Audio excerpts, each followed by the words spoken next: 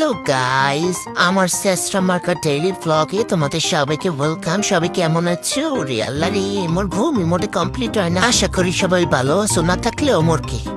এই যে সকাল সকাল আমি চেক করতে বসছি মোর ক্যাট ফুড কানিবার তুতরা বুনিয়ে গেলে কিনা না নেয় না ঠিকঠাক মতো আছে। ওরে আল্লাহ একটু খাওয়াছিল হ্যাঁ, এরপর আরো একবার একটু গুনিয়ে লই 1 2 3। ঠিক আছে ঠিক আছে মোর ক্যাট ফুড।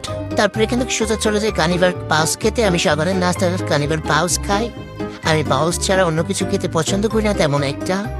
তারপর আমি দুপুরবেলা বেরিয়ে পড়ি বাহিরে ঠ্যাংটা হাইতে। আর খাইজারা দেখতে পাচ্ছ এই জায়গায় আমি বসে পড়লাম। এটা হচ্ছে আমার ফেভারিট প্লেস। এইখানে বসলে আমি একটু মানসিক শান্তি পাই, এই আর কি।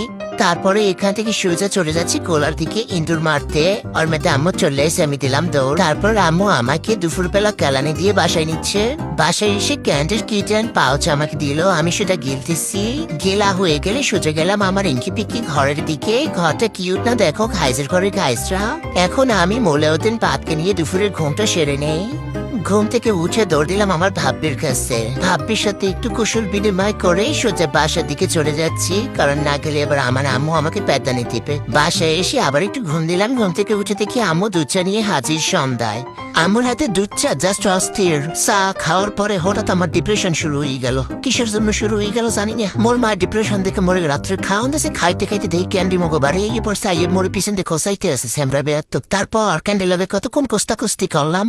কোস্তাকুস্তি করে অনেক গেলাম তো ইয়ে পড়ছি খাইসার ঘরের খাইসরা। খেলতে খেলতে এককালে গেলাম তো ইয়ে পড়ছি।